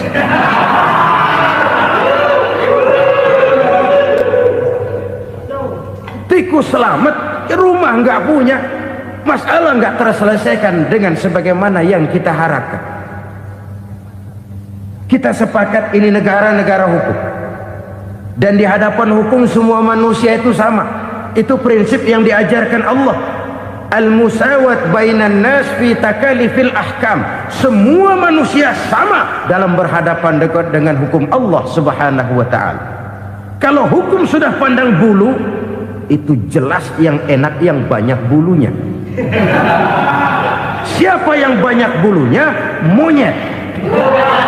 Kalau hukum pandang bulu, monyet keenakan. Saudara-saudara kaum muslimin rahimakumullah, introspeksi. Mari kita bercermin bagaimana perjalanan hukum selama ini. Kalau introspeksi ini kita temukan, lalu ada upaya untuk memperbaiki diri. Jangan menggunakan tak ada gading yang tak retak, mikul dhuwur mendem jero untuk menutup-nutupi kesalahan orang. Padahal kesalahan itu sedemikian besar. Padahal rakyat kita tiap hari antri sembako. Ada yang sehari sekali makan, ada yang makan sudah bercampur tiwul, ada yang nasi sudah dicampur pisang, balik jadi orok lagi. macam-macam upaya rakyat untuk menangsal perut ini. Lalu rakyat ditenang-tenangkan, lebih baik puasa Senin Kemis sambil menghadapi krisis ekonomi. Kenapa rakyat yang disuruh puasa? Kenapa bukan pejabatnya yang puasa lebih dulu untuk kemakmuran rakyat? Kalau rakyat yang memang perutnya udah gepeng disuruh puasa, makin krempeng perutnya. Artinya pejabat harus punya sense of politics. Ya, tidak, puasa itu kan tidak cuma Senin Kemis saja. Puasa itu puasa perasaan, puasa menghargai perasaan yang sedang kondisi yang sedang dihadapi oleh rakyat. Bagaimana rakyat yang tengah antri sembako melihat pejabatnya lewat dengan mobil yang harganya sampai 1 miliar. Oh, inilah pemimpin saya. Luka lagi rasa keadilannya. Kita tidak tenggang rasa. Puasa dalam artian itu pun akan menolong menegakkan semangat kebersamaan, membentuk semangat kebersamaan. Saudara-saudara kaum muslimin rahimakumullah, penyebab bencana yang ketiga dikatakan oleh baginda Nabi, wala dhaharat fihimul fahishatu illa fasha fihimul maut. Apabila kekejian telah merajalela, maka maut bertebaran di mana-mana. Kita renungi butir kalimat dalam hadis ini. Apabila kekejian telah merajalela, maut bertebaran di mana-mana. Begitu murah arti sebuah kehidupan. Penjarahan untuk hal-hal yang kecil tapi sampai mengorbankan nyawa. Apabila kekejian sudah terjadi di mana-mana, maut pun bertebaran. Maut dalam arti berpisah ruh dengan jasad, tapi juga maut dalam arti orang bisa mati karirnya, orang bisa mati usahanya, orang bisa mati kesempatannya karena perbuatan-perbuatan keji yang selama ini tidak terbendung. Lahirlah teori mafia. Siapa yang kuat dia yang berkuasa, siapa yang lemah dia menjadi mangsa. Proyek-proyek besar yang menang tender itu ya dari itu ke itu saja. Yang pengusaha-pengusaha tidak punya koleksi, koneksi, tidak bisa bayar komisi, dapat proyek tetelan. Ada dagingnya, dikit namanya juga tetelan. Dagingnya sudah habis disantap oleh meja. Sekian puluh meja dilalui, sekian puluh amplop dikeluarkan. Sehingga yang akhirnya ya tinggal tetelan itu tadi. Maka kualitas pekerjaan pun sudah bukan lagi jadi masalah. Demikianlah mafia-mafia ini bermunculan di mana-mana. Di pengadilan terkenallah mafia pengadilan. Hukum bisa dibeli, hukum bisa dipesan menurut kebutuhan sponsor. Mafia peradilan, mafia politik, mafia ekonomi, bahkan mafia agama yang menggunakan agama sebagai kedok, menggunakan agama sebagai dalih, menggunakan agama sebagai topeng untuk melancarkan maksud-maksud politiknya pun tidak tertutup kemungkinan. Apabila kekejian telah merajalela, maut bertebaran di mana-mana. Korupsi, kolusi, nepotisme itu bagian dari kekejian. Kita selama ini kalau mendengar maksiat, itu yang terbayang cuma judi, mabuk, zina. Iya, itu maksiat. Tapi korupsi, kolusi, nepotisme itu juga maksiat dalam bentuk lain. Kalau ini sudah bertebaran, maka maut terjadi di mana-mana. Jangan bayangkan cuma mati orangnya, itu sih kewajiban. Yang menyakitkan itu orangnya masih hidup tapi dibikin mati, karirnya mati. Kenapa? Karena yang diperlukan bukan cuma orang pinter tapi orang taat. Biar pinter, kalau nggak taat minggir. Biar bodoh, kalau taat bisa nyenangin atasan, bisa nyemur. Kumaha juragan wae ayeuna mah. Itu yang kadang-kadang dapat penghargaan. Tidak ada prestasi kerja kecuali bikin senang orang di atas. Kita lihat di desa-desa jalan rusak. Kalau ada berita pejabat anak mau turun, jalan rata sekali. Sampai tanah dari mana aja dikeruk buat ngeratain tuh jalan. Pejabat pulang legok lagi jalanan.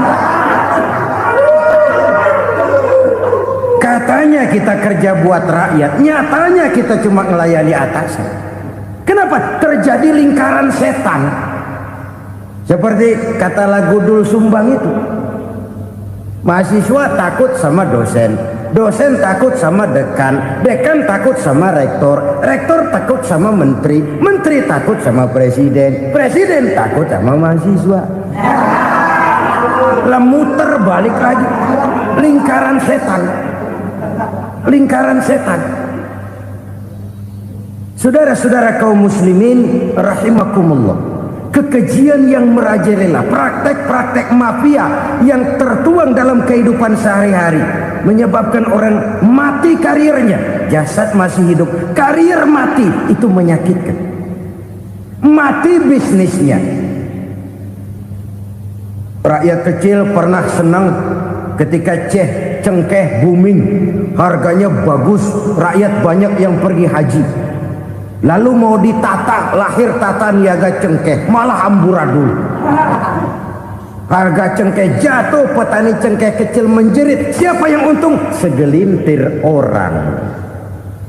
Masihkah kita pakai atas nama rakyat untuk kepentingan nasional, padahal yang nyanyi cuma segelintir orang?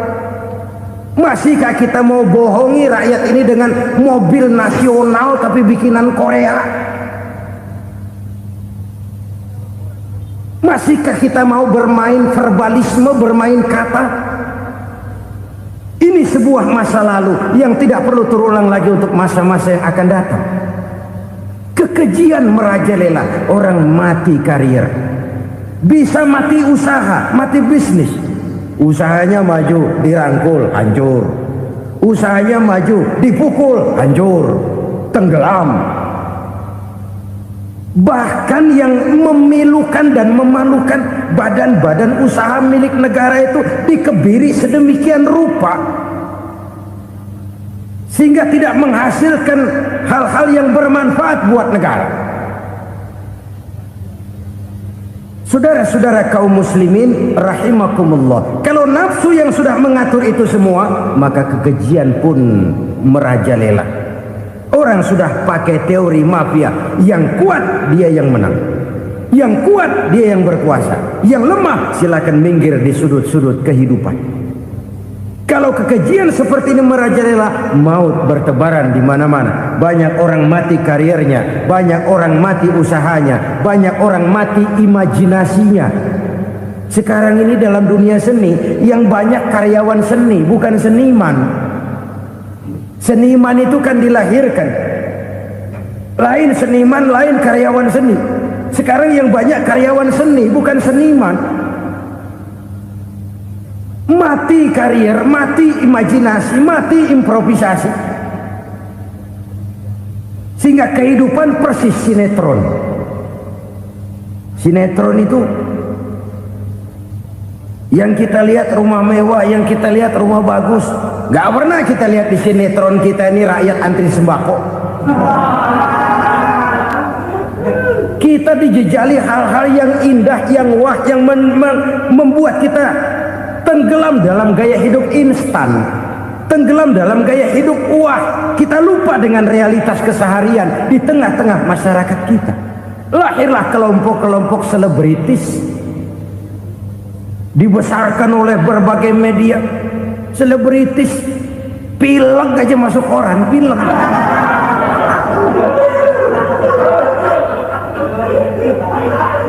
Rakyat yang pingsan antri beras nggak masuk koran. Rakyat yang semaput antri minyak nggak masuk koran. Selebritis panok masuk koran.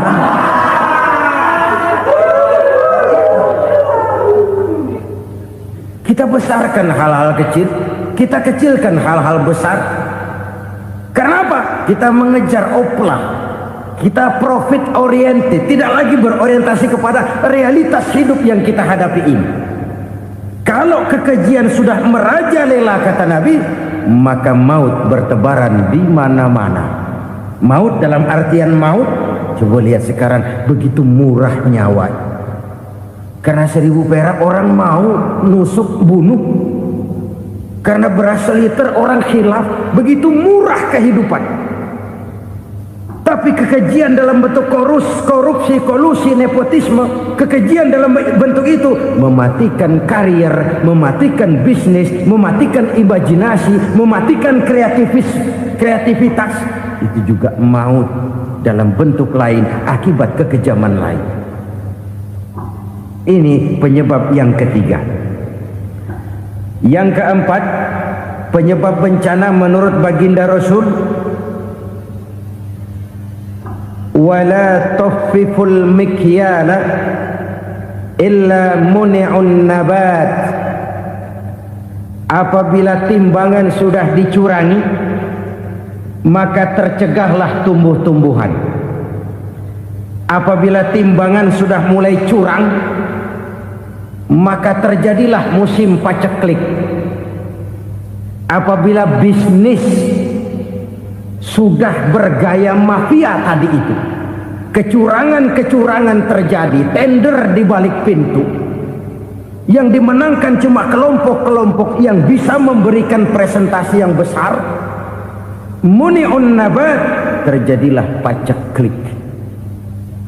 Paceklik, panen gagal, wereng ya wereng, kemarau panjang it's okay, air sulit iya, tetapi kan semua itu ada yang ngatur. Kemarau ada yang ngatur, belalang itu ada yang ngatur, air itu juga ada yang ngatur. Yang ngatur itu yang serba maha. Kalau ia murka melihat kecurangan timbangan, Allah itu kalau murka kan gampang saja, tinggal komandoin balang, lang hancurin tuh sawah. Konvoy belalang, konvoy.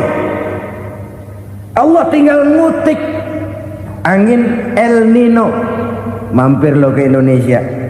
Hujan nggak turun-turun, kemarau panjang. Jadi kalau musim kemarau kan namanya anginnya El Nino. Kalau musim hujan anginnya namanya La Nina. Cakep namanya, kejem orangnya. Saudara lihat Cina sekarang sedang kena La Nina, banjir besar, ribuan orang meninggal. Dia mah ribuan mati kagak berasa, rakyatnya miliaran. Bangladesh lagi ngalami La Nina, India lagi ngalami La Nina. Angin, hujan, kemarau, belalang itu kan ada yang ngendaliin. Kuncinya bukan di belalangnya, kuncinya bukan di peredaran matahari berputar, kuncinya di atas yang mengatur semua itu. Kalau timbangan sudah mulai curang, pengusaha sudah nggak mau jujur, apa nggak bikin perut jadi mual. Begitu rakyat antri sembako pingsan nggak dapat beras, sementara beras ditumpuk-tumpuk sampai membusuk. Kemana hati nuraninya? Kemana akal pikirannya? Kemana mereka yang berbuat atas nama rakyat tapi melihat rakyat susah tidak tergerak hatinya?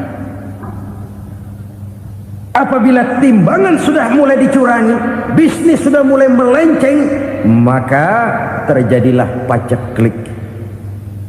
Sebuah negara yang berhasil dalam swasembada pangan, lalu sekarang menjadi negara yang rakyatnya antri untuk memperoleh kebutuhan pangan.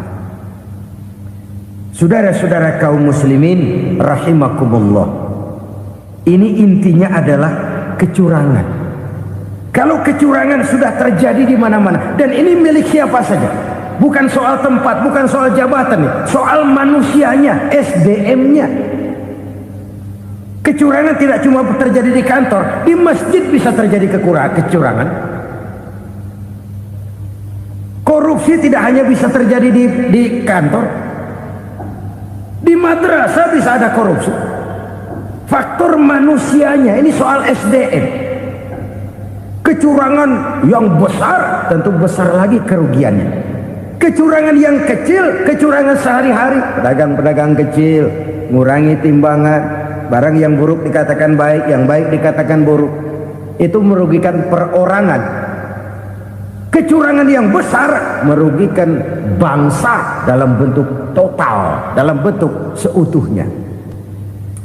Nah, kecurangan-kecurangan seperti ini rakyat kan lihat, rakyat kan tahu, dan itu kembali terakumulasi di sini, pegel.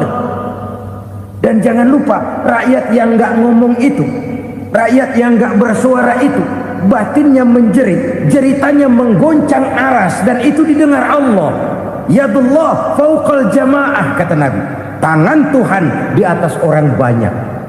Jeritan hati rakyat menggoncang aras. Rakyat yang terlalu banyak dizolim, rakyat yang terlalu banyak dirugikan, ya rakyat yang terlalu banyak diatasnamakan, menjerit batinnya, menggoncang aras, dan Allah bisa menggerakkan apa saja untuk membuat satu situasi. Allah bisa menggerakkan apa saja untuk membuat satu situasi. Saudara-saudara kaum muslimin rahimakumullah, ini faktor yang ketiga, timbulnya kecurangan. Faktor yang keempat maksud saya. Yang kelima, penyebab timbulnya bencana menurut baginda Nabi, wala muni'uz zakat wala muni'uz zakat illa hubbisa anhumul qatru. Apabila zakat enggan dibayar, maka tercegahlah qatrun. Qatrun ini kalau bahasa kita sembako. Maka tercegahlah kebutuhan-kebutuhan yang kita perlukan. Ini kita tidak meragukan bahwa yang kita tuju adalah masyarakat yang adil dalam kemakmuran dan makmur dalam keadilan. Nah, antara kemakmuran dan keadilan ini memang sering tidak bisa berjalan seiring. Pada saat kemakmuran kita kejar, ekonomi kita pacu, ada nilai-nilai keadilan yang tertinggal. Pada saat nilai keadilan kita tegakkan benar-benar, ada unsur-unsur kemakmuran yang terabaikan. Oke, kita bisa mengatakan kasus. Oke, kita bisa mengatakan itu sebagian kecil. Tapi kalau sebagian kecil, lama-lama kan jadi sebagian besar. Oke, kita mengejar kemakmuran. Pertanyaannya, kemakmuran untuk siapa? Oke, kita berikan kelompok tertentu kue yang besar dengan harapan nanti dia bagiin kuenya kepada yang kecil-kecil.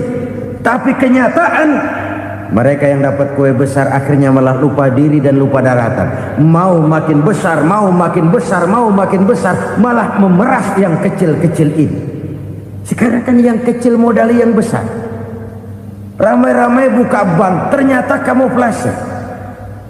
Uang banknya untuk kredit perusahaannya sendiri. Nasabahnya rakyat kecil. Artinya apa? Rakyat kecil disuruh modalin orang yang udah gede. Ini kan sambar geledek urusan.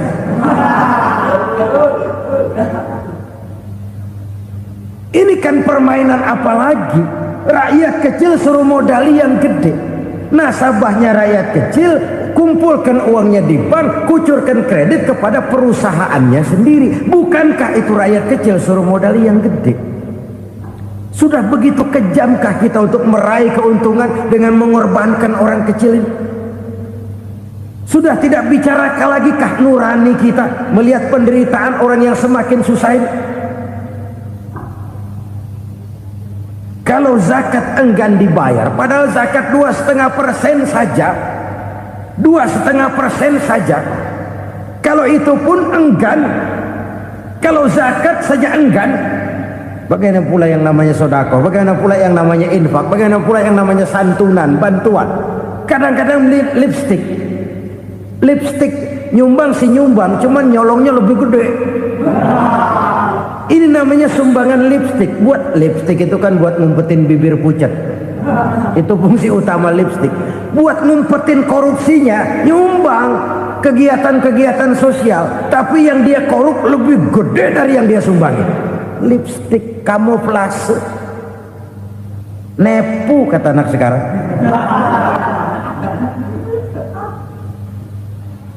Saudara-saudara kaum muslimin rahimakumullah, demikian berat kewajiban zakat ini sampai di zaman Sayyidina Abu Bakar pernah keluar komando perangi orang yang enggan membayar zakat. Perangi, karena fungsi zakat adalah menjembatani antara si kaya dengan si miskin. Bahwa ada kemiskinan itu Qur'ani. Allah menyatakan, aku melebihkan rezeki sebagian kamu dari yang lain. Ini kan kesenjangan. Allah melebihkan rezeki sebagian kamu dari yang lain. Ada itu. Tetapi itu berjalan secara nature. Nah, kalau direkayasa, yang kaya semakin kaya, yang miskin semakin terpuruk, yang sudah besar dapat proyek besar, yang kecil dapat tetelan. Ini kan rekayasa namanya. Kesenjangan yang direkayasa ini yang kita harus kikis. Nah, fungsi zakat menjembatani dari sisi sosial. Dari sisi pribadi, Nabi berpesan, zakku amwalakum biz zakat. Bersihkan hartamu dengan zakat. Sekarang ada istilah nyuci uang. Uang hasil korupsi itu bisa dicuci, dijadikan uang bersih. Bukan pakai rinso, bukan. Pakai politiknya koruptor, diolah sedemikian rupa sehingga jadi uang resmi. Sudah memutik, itu termasuk yang disebut kejahatan kerah putih, white collar crime. Kejahatan kerah putih, kejahatan pakai dasi, kejahatan kelas kakap. Makanya orang mendingan goblok kagak bener daripada pinter kagak bener. Goblok kagak bener itu gampang ngurusinnya. Pinter kagak bener, ini yang berabe bener ngurusinnya.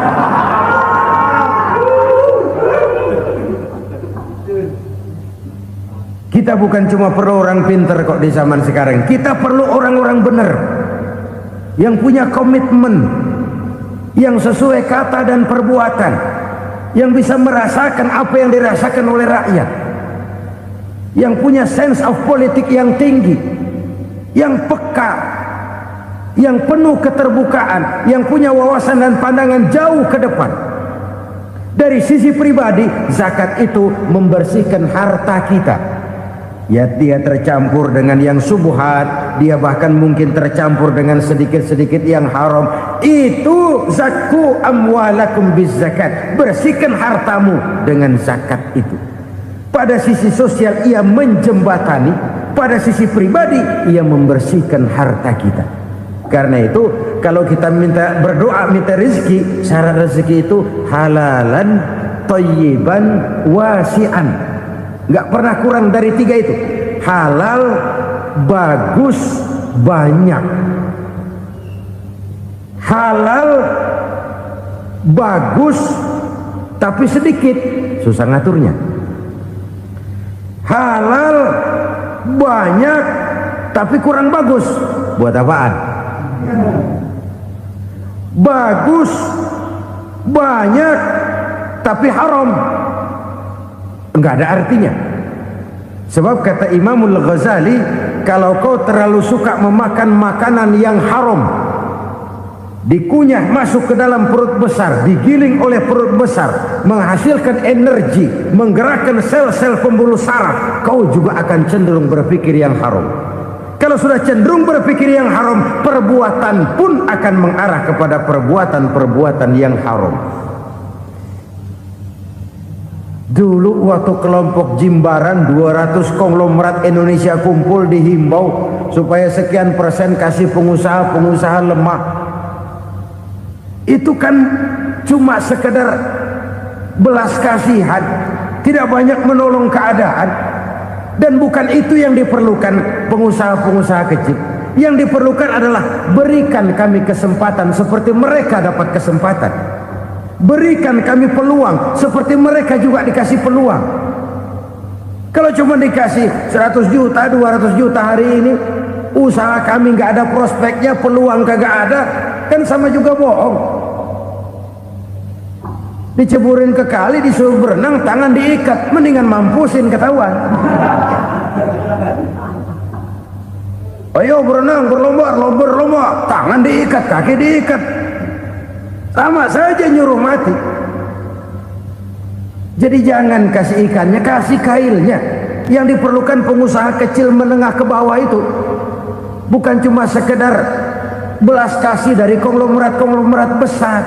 Berikan kami peluang seperti mereka juga dapat peluang. Berikan kami kesempatan seperti mereka dapat kesempatan. Berikan kami kredit dengan kemudahan seperti mereka juga kalau minta kredit begitu mudahnya. Menciptakan peluang dan kesempatan, pemerataan. Bukan menciptakan manusia Indonesia dengan standar ekonomi yang sama. Semua rumahnya harus sama, semua punya mobil. Itu sih kebersamaan bebek. Bebek, coba lihat bebek. Satu ngalor semua. Satu ngidul semua. Kebersamaan bukan itu. Kebersamaan adalah menciptakan peluang. Kalau yang kaya bisa semakin kaya, kenapa yang miskin tidak bisa ikut naik jadi sedikit kaya? Kalau pengusaha yang sudah kuat bisa bertambah menjadi kuat dengan proyek mega proyek, kenapa yang menengah tidak bisa ikut menjadi kuat? Dan kenapa kekejian itu merajalela? Kita dengar lewat berita-berita PLN tekor, PLN hutang. Kenapa? Dia beli listrik dari swasta yang belinya lebih mahal daripada penjualannya. Artinya dia beli itu listrik dari perusahaan listrik swasta, dia jual kepada rakyat lagi. Harga jualnya lebih murah daripada dia beli kepada swasta. Kenapa? Ada tekanan lagi tuh. Biasa siklus lagi. Hukum Boyle. Atas neken, paling bawah gepeng. Ya kita nih rakyat kecil, emang nasibnya gepeng terus. Saudara-saudara kaum muslimin rahimakumullah, dari 5 penyebab bencana ini kita ambil kesimpulan untuk sebuah renungan dan introspeksi kita bersama. Pertama, mengingkari janji, padahal janji itu yang lebih tinggi nilainya adalah di hadapan Allah Subhanahu wa ta'ala. Baik wakil-wakil rakyat di parlemen maupun pemimpin-pemimpin rakyat di dalam kabinet, apabila memangku suatu jabatan, selalu mereka mengawali dengan sumpah, dan sumpah itu dimulai dengan demi Allah. Sadarkah kita pada saat itu kita ucapkan bahwa kita sudah mempertaruhkan Allah untuk jabatan yang kita pegang? Kita sudah mempertaruhkan nama Allah untuk posisi yang dipercayakan kepada kita. Sadarkah kita bahwa menyia-nyiakan itu satu dosa yang sangat besar, yang tidak hanya kepada Allah tetapi juga kepada rakyat yang kita wakili, kepada rakyat yang kita pimpin. Cukuplah sudah rakyat dijadikan adres, umat dijadikan alamat sebagai numpang. Marilah kita kembali kepada komitmen awal dengan jujur kepada janji kita sendiri. Lalu yang kedua, kekejian, baik berupa korupsi, kolusi, nepotisme, dan perbuatan-perbuatan lain akan melahirkan kemiskinan. Kekurangan pangan bukan satu-satunya yang menyebabkan rakyat menderita. Lukanya rasa keadilan terakumulasi di hati rakyat, dan jeritan hati rakyat mengguncang aras. Kalau Allah murka, Allah bisa melakukan apa saja untuk menciptakan suatu kondisi. Faktor yang ketiga adalah praktek mafia menebarkan maut, baik orang yang mati jasad dan rohaninya maupun orang yang mati karirnya, mati kejujurannya, mati usahanya, mati imajinasinya. Hilang kreativitas kita sebagai bangsa. Faktor yang keempat, kecurangan-kecurangan di bidang usaha, di bidang tender, mengandalkan menjual kekuasaan. Dan memang repot kalau penguasa jadi pengusaha. Mau atau tidak mau, kebijakan-kebijakan kekuasaannya akan memperkuat jaring-jaring usahanya. dan pada saat itu objektivitas sulit ditemukan lagi. Lalu yang kelima, keengganan membayar zakat, menumpuknya kekayaan negara pada kelompok-kelompok tertentu. Ini akan melahirkan paceklik yang berkepanjangan. Menumpuknya kekayaan dan harta negara pada kelompok-kelompok tertentu akan melahirkan paceklik dan kemiskinan yang berkepanjangan.